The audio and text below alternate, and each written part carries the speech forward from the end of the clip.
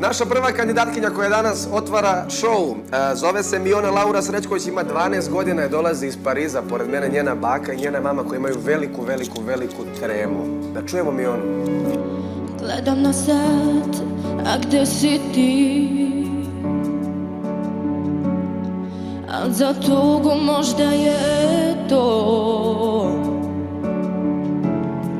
Vidim samo boju oka tvoga,